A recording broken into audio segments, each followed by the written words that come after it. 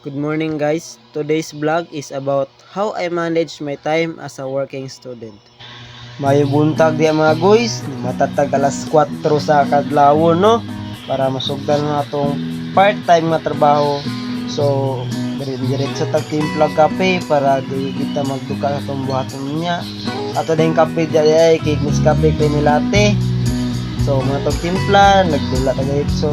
So, mo din niya kung dula mga guys, mura siya scatter pero dako na nakita bang sa kuha kay wa kay nagasto.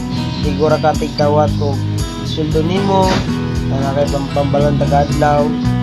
So mga alas 6 sa buntag mga guys ni pahulay ta kanya patay klase niya alas 8 para bilita si duka-duka. So na tong pilos tong mga guys nga mahaw ta dito sa mga guys para kita pas mo no dito nga uyaw niya.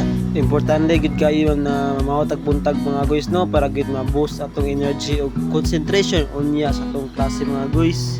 Human atong pamahaw mga guys no atong hatod atong mangod mga guys 6:30 kay malit na daw siya. So nagdalit-dalit ta diha mga guys. Human atong hatod mga guys no ni diretso ta kwarto mga guys nakaulit ta alas 7. Matulog ta kadyo mga guys mga 20 minutes no para dili ta magduha-duha unya sa atong klase niya. After sa 20 minutes atong tulog mga guys no sa atong paulay so diretso dito bangon diya mga guys kay para maligo. Dali ra kay ta makaligo mga guys kay 5 minutes ra man ta kaligo pas na kay na guys. Uy dagang arte so mara humantag kaligo mga guys. Largo din ta pag ilis mga guys. So diriya mga guys so numan tag ilis mga guys magsapatos na lang ta.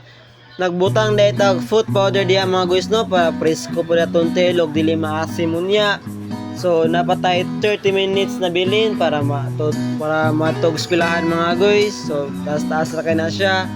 Simple ra kay itong outfit diya mga guys no kay igura man ta mo tog eskwelahan mga guys kay so mo pasin na ta mga guys kay mo biyahe pa ta mga guys. So nakaabot na ta sa eskwelahan mga guys alas 8 gid kayo mga guys.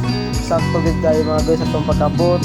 After sa discussion ni mga guys, gibuhian may 11:30. So, niuli ko diretso mga guys no para ma-utilize gid atong oras o magamit sa ubang buhaton ng mga guys. So, pagkulay na mo sa balay mga guys. So, kumana na dahil ko kaon na mga guys. Ni ato ko kwarta mga guys para mapahulay kay mag color guard kami unya alas 5. Ayun, nag-quick skim ko sa mga major subject nako para sa exam. Human sa tong pagpahulay og pagtuon mga guys, mga alas 2:30 mga guys. So naglimpyo ta o nagarin sa tong kwarto mga guys kay napatay adtoon nga event unya. So lagi tay gi kalas nga oras mga guys at siyang gigamit og ayo.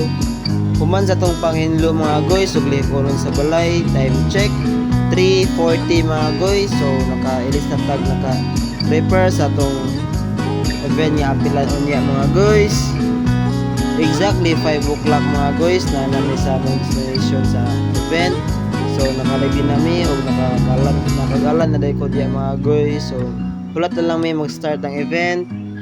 So dire nga tayo mga guys nag-start ang event mga guys. So naday ko sa right side mga guys murag nakulbaan yun ko mga guys kay first time gina ko mag colors pero nindot tigi siya nga experience mga guys.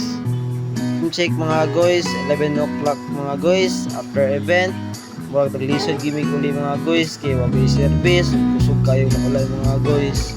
Ayun nagproblema ko sa akong mga buhaton mga guys. So time check mga guys alas 12 na ka sa gabi na kaulay mga guys. So gid ko sa bang video mga guys. So importante gid sa tuang sa kuang time management mga guys kay mabuhat na ko ang akong angay buhaton on time mga guys para malikayan na ko ang cramming. So maghatag po siya makareduce po siya og stress sa paggalingon makahatag og focus ug also makahatag po dong dakong oras para sa imong family ug sa imong kagalingon nga para ma-enjoy. So good night mga guys, God bless us. Mwah.